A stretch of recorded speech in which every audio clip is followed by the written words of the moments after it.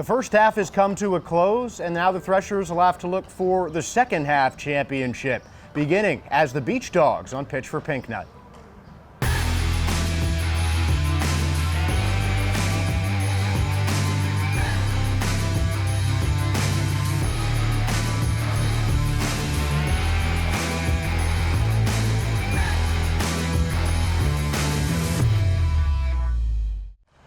Welcome back into the Threshers Broadcast Network. Josh Sperber, Jesse Rodriguez here to kick off the second half for you. And the Threshers, after starting off with 2 straight wins over the Dunedin Blue Jays, didn't get the end to the first half that they wanted last night, but the late showing from Clearwater was definitely comforting, especially the 2 1/3 innings from Luis Avila.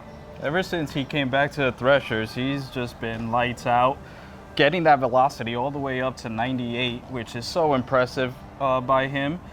And let's face it, it's the second half tonight. It starts tonight, and it's so exciting. A little bit of a different dynamic than the last couple of years, where it's going to be pedal to the metal for the second half.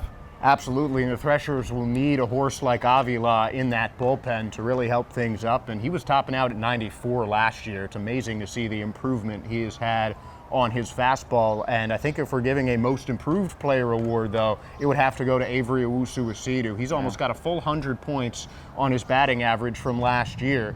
And he has just been seeing the ball so well this season. He's also in the top 5 in the Florida State League in on-base percentage.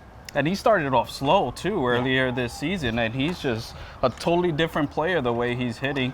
Not sure if the adjustment to left field versus last year being in center field had anything to do with it, but especially clutch situations late in the game, he just bears down and he comes through most of the time. He's just the guy you want at the plate, and you want him to be in the path of the baseball, because chances are he is going to have a good effect on it. And since we're talking about awards in some sense, half of the season is over. I know they do an end of the season awards. There will be some Florida State League All-Stars announced relatively soon, but I think that it's pretty safe to say if there's an MVP of the Florida State League for the first half, it's Aaron Escobar. He's back in the lineup tonight. All first half, he was well over 300 batting average. Now has 40 RBIs on the season. He's just shown power, defense, you name it, he's had it. Incredible young player. He is the only Florida State leaguer with both 10 home runs and 40 RBIs, and he is also the only active Florida State leaguer among qualified players with a batting average above 300. A truly exceptional season so far for Aaron Escobar. He's back in the lineup tonight leading off, and he'll try and start the process of doing some damage for the Threshers starter Ryan Deggs, getting back on the bump for his 8th career start tonight.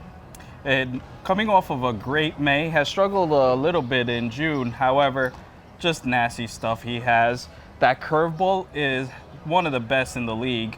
With that drop down, he uses it a lot to put away hitters with it, and then he can spot that fastball right on the black to strike him out. And when you can combine that off-speed stuff with a really good fastball, that makes you a dangerous man on the hill. And that's what we're expecting from Ryan Deggs tonight when the Clearwater Beach Dogs take on the Dunedin Blue Jays to try and kick off the second half on the right note.